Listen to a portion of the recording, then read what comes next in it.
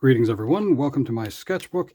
In the last video, you would have seen me do like a review of this thing, which is a Hot Wheels Speed Driver dinky car. And you heard me ramble on about how these other little mini bits don't really fit, but this one does. And of course, the usefulness of this built-in wrench. In order to make this a lot better, in my opinion, you need one of these sort of like dual-headed bits. One, like, let's say like a flat head, and this star or Phillips head. For usefulness, you're just better off with something like that. And yeah, that's kind of what I want to say. But I would also say this: I'm going to keep a lookout for other Hot Wheels cars and maybe customize something to make a more useful tool, because that kind of bothers me that this thing isn't really what I wanted it to be. But I do think it's kind of neat though. So yeah, look out for part 3 for that. While I was roaming around, I saw this on one of my shelves and it reminded me of something for some reason. I don't know why. After I saw this thing sitting on one of my other shelves. This is, of course, a cassette player, fully functioning, which is pretty neat. Anyway, it reminded me of something. So that something is Star-Lord. So I sat down and I watched a few clips. I'm going to see if I can come up with something that relates to Gonzo as Star-Lord. So yeah, let's open up the inkwell and just doodle something out. Okay, grab the pen. The concept of Star-Lord is kind of a heartbreaking story, I suppose. And if you're familiar with the Guardians of the Galaxy, you know that a young Peter Quill was abducted just after the death of his mother, and he was meant to be taken to his father after his mother had passed, but that didn't happen. Yondu decided to raise him basically as one of the Ravengers. So yeah, well, that's kind of the main thing.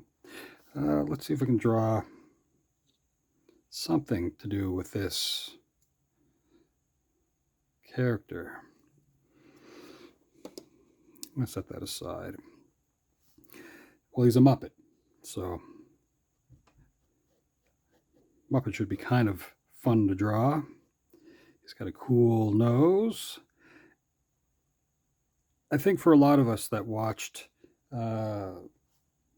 Star Wars The Phantom Menace, we looked at the character of Watto, which is this flying, I don't even know what kind of a creature he's supposed to be, but he's the one that owned Anakin Skywalker and his mother Shmi.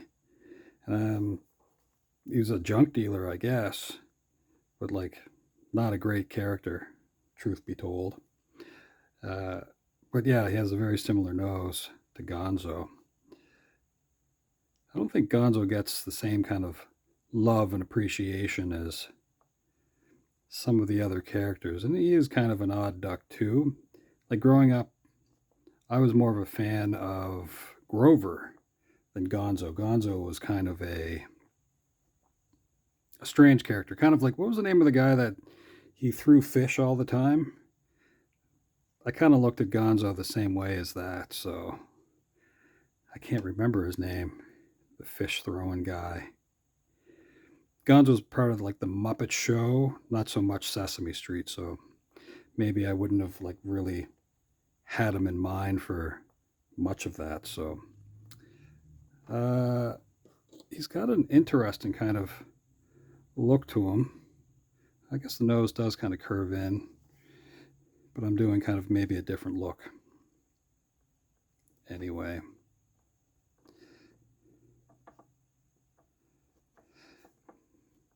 Now, I did watch a few clips of Star-Lord in action, so I have an idea of what his costume looks like, but this nose is so iconic that I don't know if it would be good to kind of block it out. Now, I probably could put some sort of like venting and stuff like that on Gonzo's nose. I'll think of that maybe after. But yeah, Peter Quill. So his father was a celestial and had his own planet. And one of the things that Ego wanted to do was have offspring throughout the galaxies and take over planets and feed himself. Feed himself. Anyway. Now, what do I remember?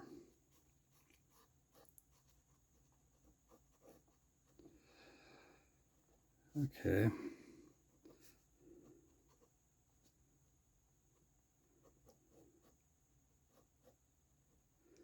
It's weird to use your memory for this kind of stuff.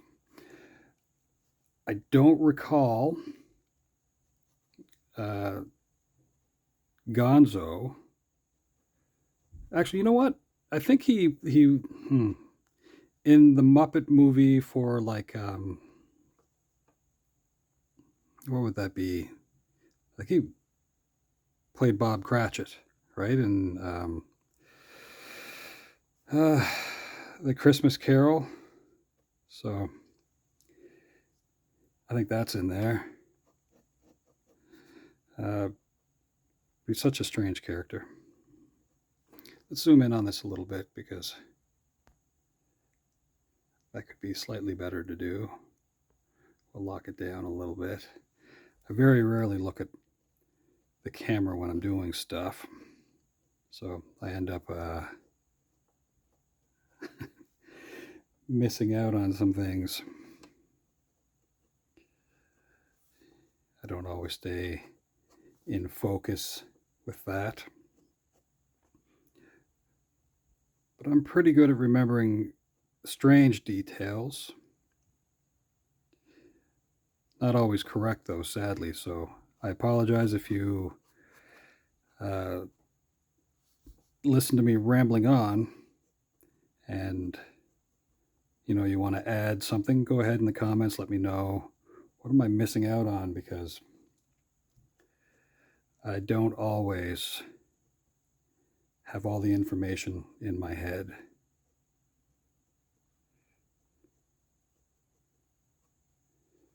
Anyway, it's kind of strange.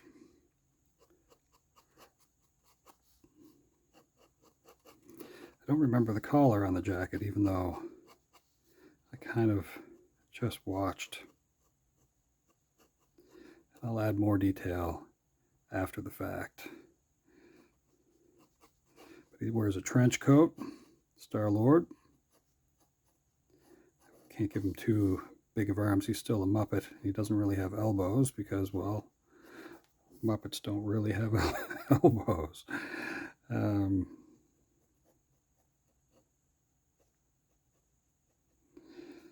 Which is funny. Gonzo only has a few fingers. So let's do that.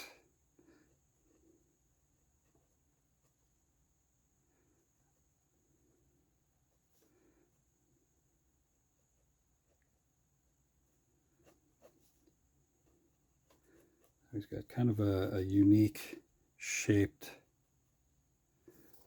gun.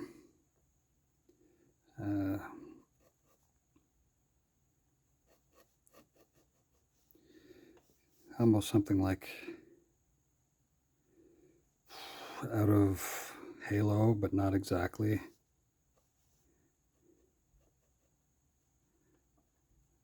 I'm just making it up anyway, just based on the shape that I kind of see in my head.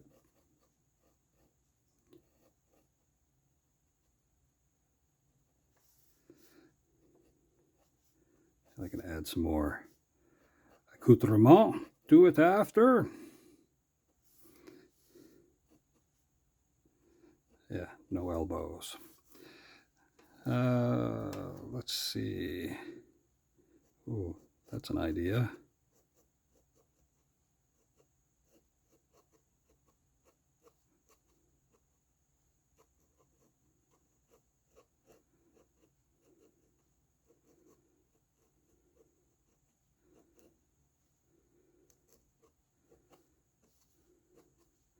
Let's have the coat tuck in on this side and maybe blowing the wind a little bit over here. I have the belt exposed. That's my buddy Neville in the background, if you can hear him. Letting me know that we're about 11 minutes in on this doodle. So yeah, coat blowing back here. We'll have it really make its way from back here. Instead of Groot, we're going to have a chicken.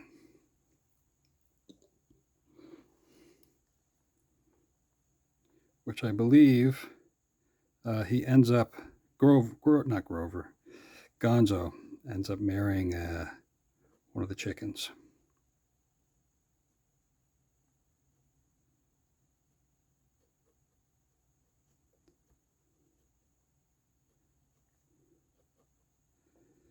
Which is funny.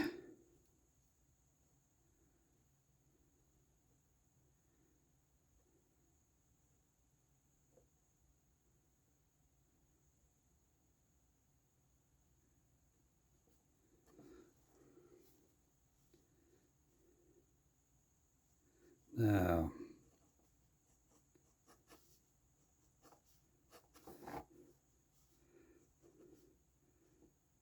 he kind of wears knee pads. So our good friend Star-Lord is,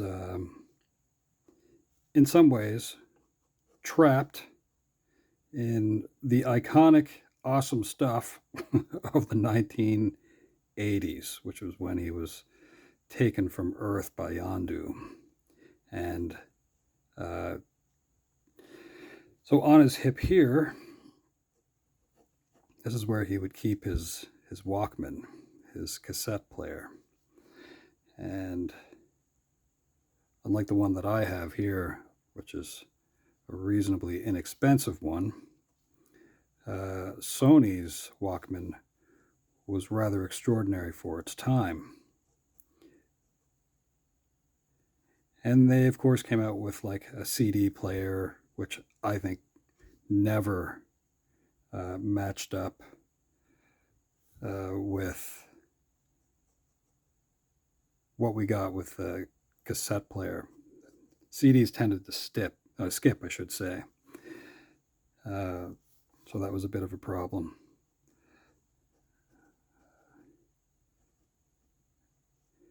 They did come out with some sort of like anti-shaking kind of technologies of sorts, but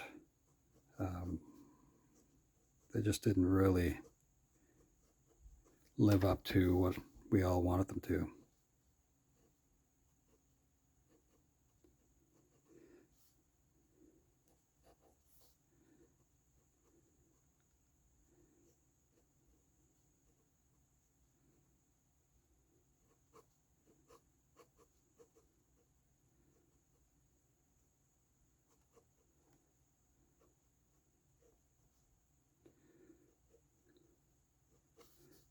So this is what we got going on here.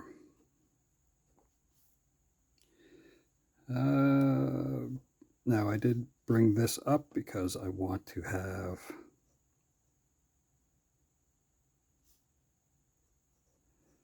him wearing his headphones.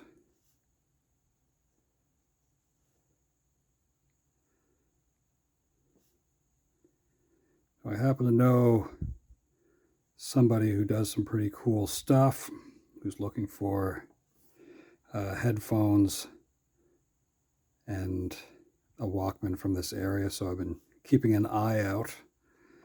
So Jesse, I hope I find something as cool.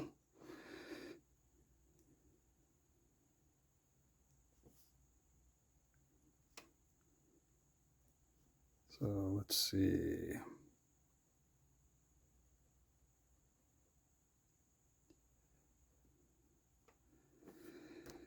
Let's back this out a little bit more. Let's go out to about there, maybe. All right. That kind of gives us a bit more on-screen ridiculousness.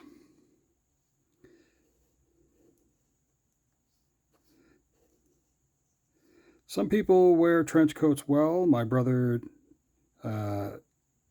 is somebody that does. I don't really, I don't think, mainly because I just feel more comfortable in a Hawaiian shirt. That's just how I am, I guess. But, you know, some people, they do well with trench coats. I'm not that guy. Okay, so now let's see if we can get a bit more detail in what we got going on here. So the chicken I'm not so much worried about. There's like funny little things that I could do with this, I suppose. I don't want it to look like a turkey though. Gonzo's hair, eyes. That's quite the outfit that he has on here. I think it's covered in little chili peppers, weirdly enough. Let's see if that'll focus on that. Look at that. That's funny. Okay, good for you, Gonzo. Now we're going to spend a couple of minutes just doing a little bit of detail. And yeah. So the detail work that I'm going to do is mainly going to be just edge cleanup and unnecessarily darkening of the outside rather than keeping it light, because that seems like fun at the moment. So outlines will be a little bit more fierce. And then the inside I'll leave kind of alone.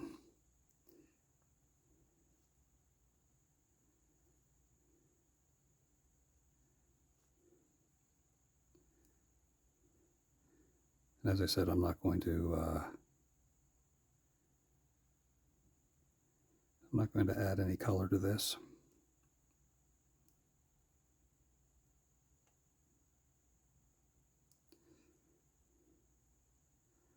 Now, the sad thing about Gonzo and chickens is that the Swedish chef was always looking, from what I remember, always looking for the chickens for making stew or whatever. The Swedish chef was pretty funny. Orky borky bork.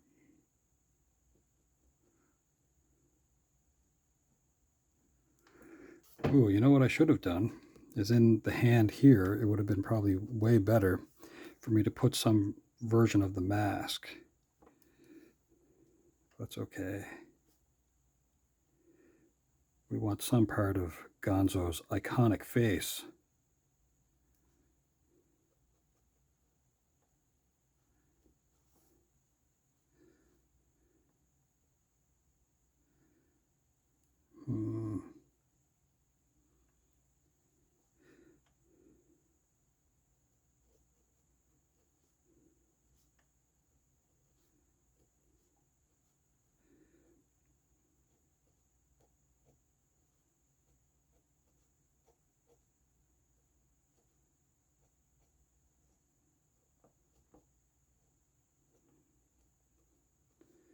Poor Star-Lord. You know, Jason Gedrick, I think that's the name of the actor, the movie Iron Eagle. He, you know, when he was like flying around, and they might have been F-16s or F-17s in the movie Iron Eagle. He also would have worn his Walkman like this with, like, rockin' tunes in there as well, like, Highway Through the Danger Zone, stuff like that. So maybe that's an iconic 80s thing that Star-Lord would remember from when he was a kid, and why he often, I mean, mind you, it was one of the last things that his mom gave him as well. So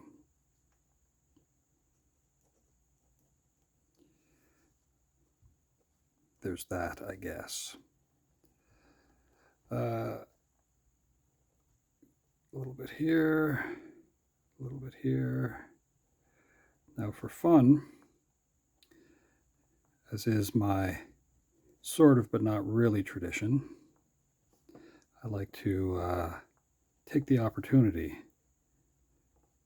to potentially ruin my doodle. And that is done. Oh, you know what? Yeah, anyway. That is done with a brush, a cup of water, and a little bit of pizzazz. So I'm going to start with the face because I'll probably go back in after and maybe correct some of this. So I'm going to just go very light because his nose and mouth are a little bit lighter than the rest of him. So a little bit I'll bring out. See if I can down here as well. Okay. Now for the fur of his arms, we're going to go a little bit darker.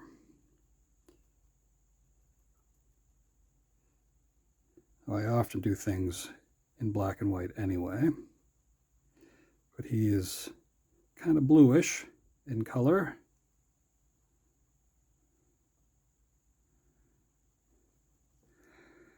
Now I can move that. You know what? No, I'm going to leave that. That's fine. No, I am going to change that. I'm going to use water here, and I need another piece of tissue. So let's clean this brush a little bit, and I'm going to blur this, take it away, which is kind of the fringe benefit of using this type of ink. It's kind of good to do this because I can't really erase too well with this. So, although I don't know why I'm doing this like this. Okay. I go back in with this, and I'm going to move it. I'm going to move the sleeve to here because I'm going to do the jacket a little bit dark as well. But I just want to have a little bit more forearm length.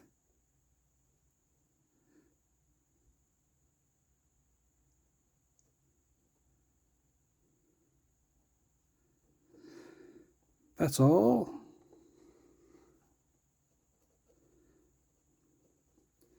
Okay.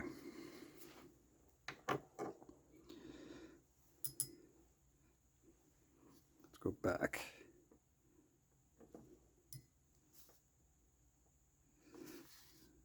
Get rid of some of that. Let it settle into the paper a little bit.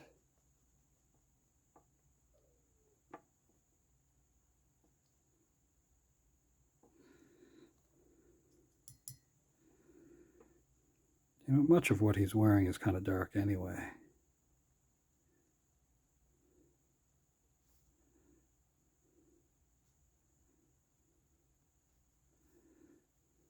A few shiny buckles and whatnot.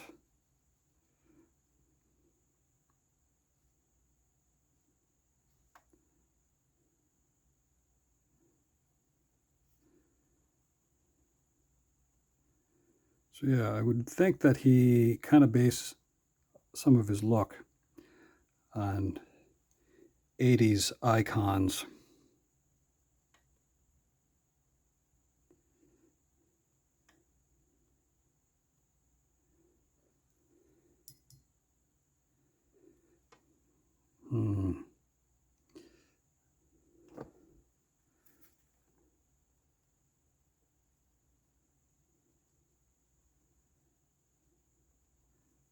Now, if I were so crafty, I would add just a little splash of some color, because his jacket is burgundy and his pants are burgundy. And these I think these are like dark brown. He's wearing an orange scarf, and one of the things that I watched around his neck.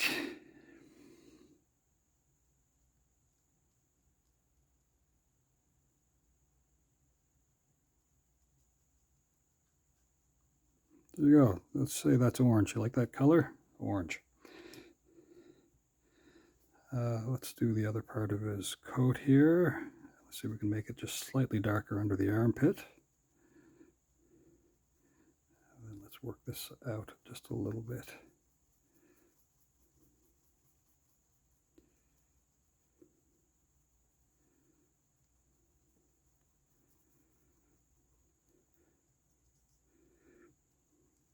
I'm such a big fan of the Muppets.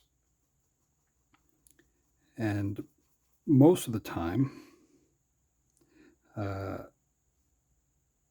which, you know, if you've been to my channel before, you probably heard me talking about puppets. I will look at a puppet when a puppet speaks, regardless of the operator. Pretty much every time, actually.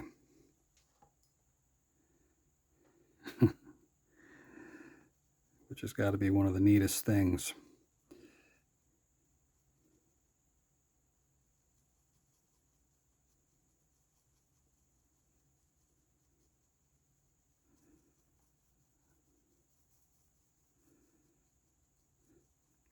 So yeah, my good buddy Gonzo, I think, deserves a little bit more, I don't know, credit or exposure or something. But he is a strange, wonderful creature. I mean, Ernie's like kind of my favorite, and of course Kermit. Fozzie, I don't know. Fozzie was always strange to me.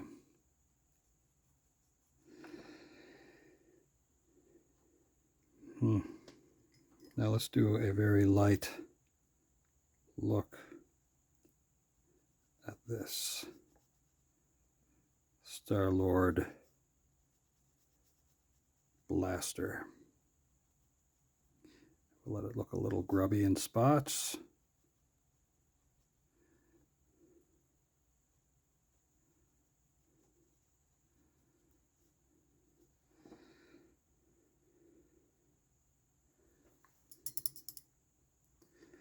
Okay, what else do I need? You know what I think I need? The means by which to fly. Because if you put these straps on the boots here, you got to have these short-term flight rockets.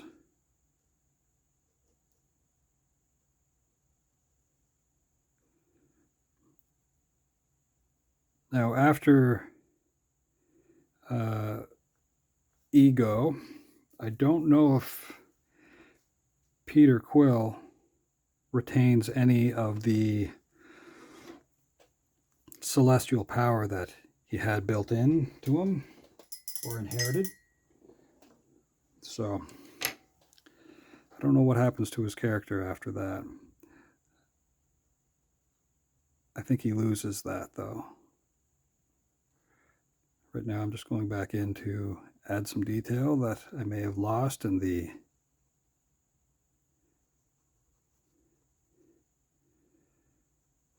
watering process.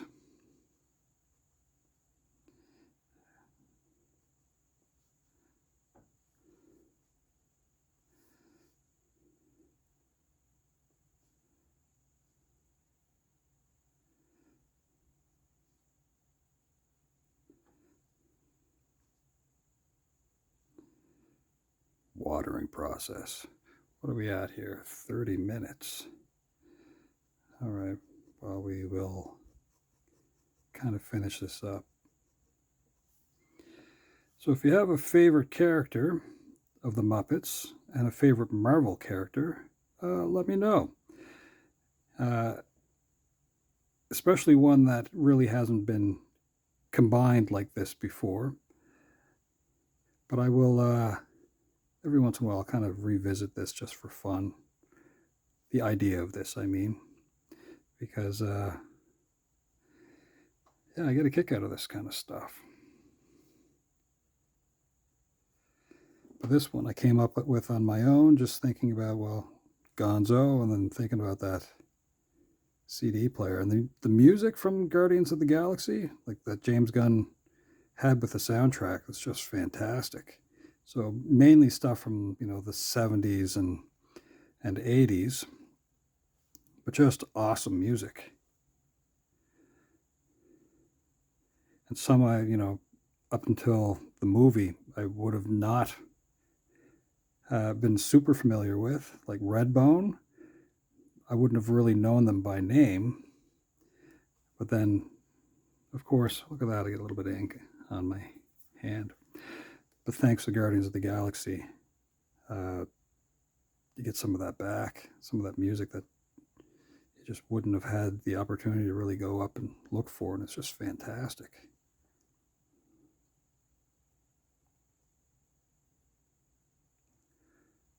Of course, we'd all have the Jackson 5. See little Groot dancing around to that. That's pretty cool.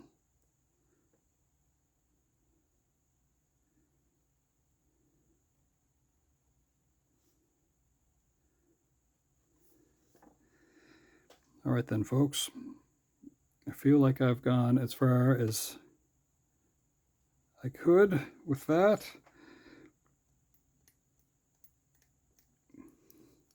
And let's say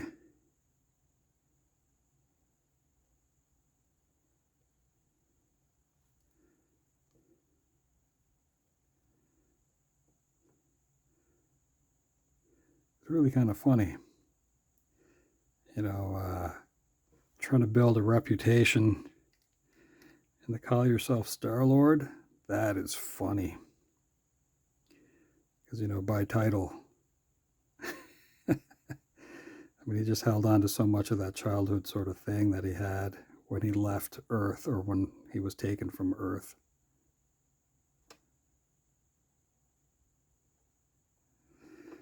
So as far as Mondays go, well, this one isn't so bad. I hope you all have a great week. And yeah, you know what? It should be a great week. I think we will figure out a few things. And yeah.